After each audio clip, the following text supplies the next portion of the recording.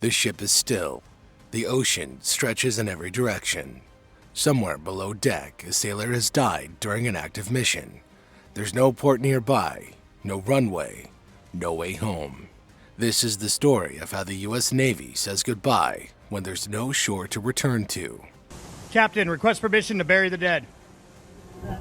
Aye, sir. When a sailor dies while a ship is far from land, there's often no way to return home quickly. Warships can stay at sea for weeks or even months. Turning back is not always possible. Missions continue. The ocean doesn't pause. What follows is not routine. In those moments, the Navy follows a tradition that has existed for generations: burial at sea.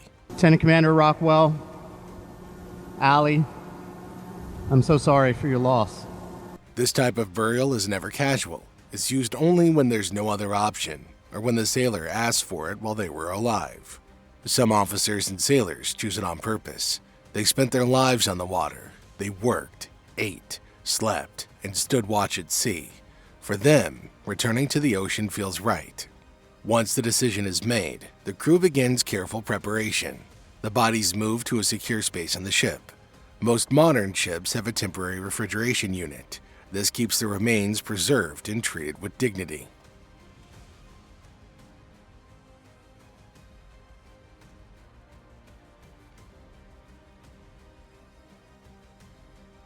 If refrigeration's not available, the ceremony's carried out sooner to ensure respect.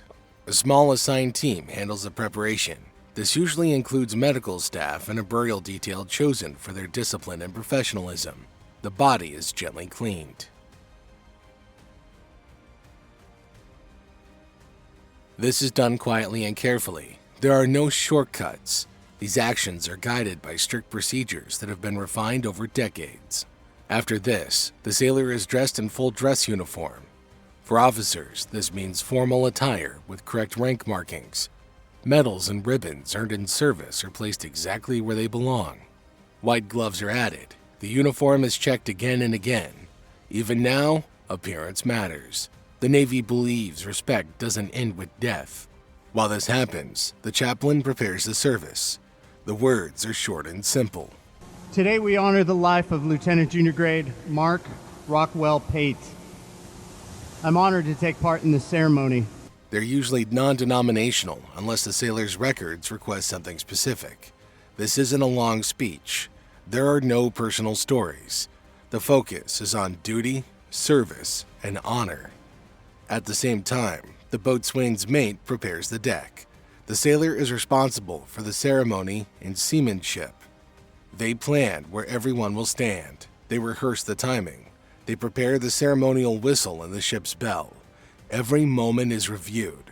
On a Navy ship, the ceremony is built on control. Before the service can begin, the ship itself must change. Normal operations slow down. Non-essential work stops. The officer on the deck gives the order to clear the area. Only critical systems continue running. The ship reduces speed, usually to a slow, steady pace. This is done for stability, not show. The ship is turned to reduce rolling from wind and waves. The goal is to make the deck as still as possible. Even engine noise is reduced when it can be. There's no music, no announcements.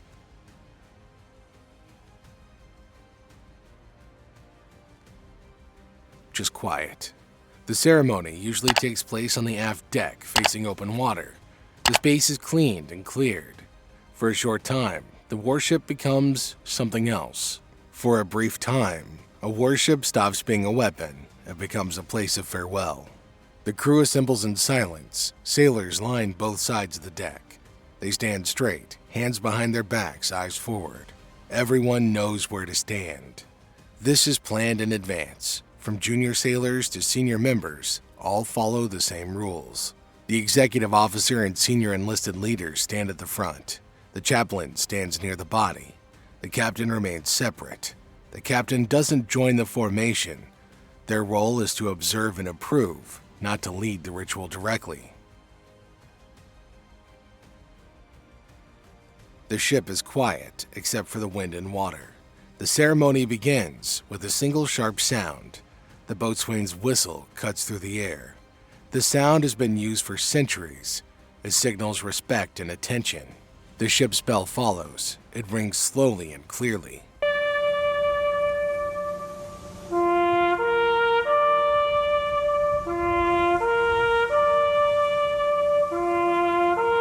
Each strike echoes across the deck and out over the water.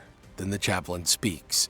The sailor's name is read, their rank, their years of service. Nothing more. A brief prayer is offered. The words are calm and measured. They often speak of rest, peace, in the sea. If the sailor had no religious preference, the language is adjusted. The tone stays the same.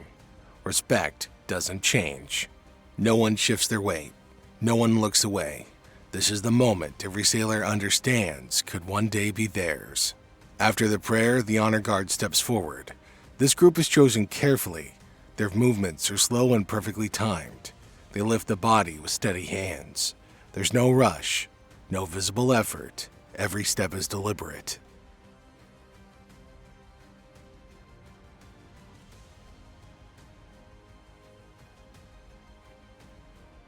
As they reach the ship's edge, the American flag is removed from the body. This is done with extreme care.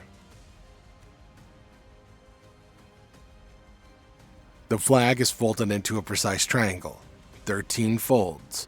Each one is exact. The stars face outward. The stripes disappear inside.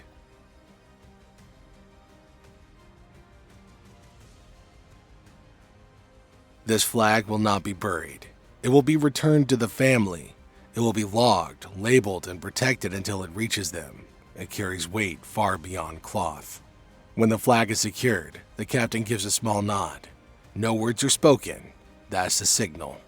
The burial team gently lifts the body forward.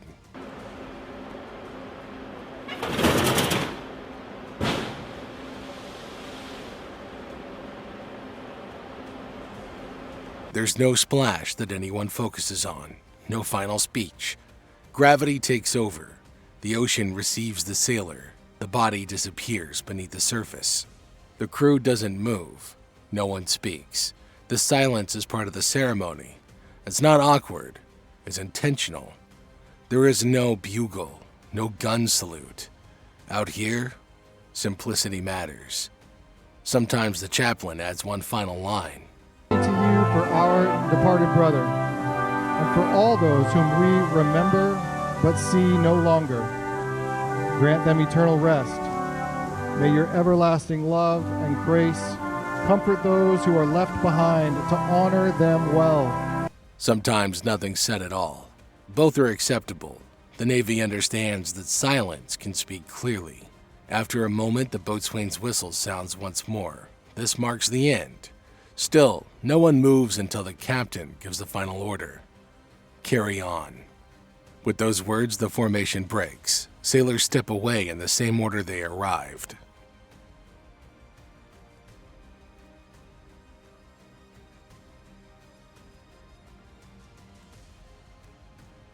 No one rushes. No one talks. The ship slowly returns to its previous speed. Systems come back online. The routine of life at sea resumes. The captain returns below deck. The honor guard goes back to duty. The folded flag is secured for delivery.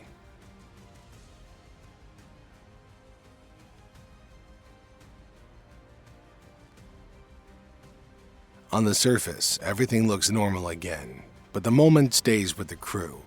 The ocean was where the sailor worked, where they stood watch at night, where they faced storms and long hours. To return to it is not a loss alone. The ship sails on. The water closes. Nothing marks the place except memory. The ceremony's not meant for crowds. It's not meant to comfort outsiders. It's meant to honor service through order, discipline, and care.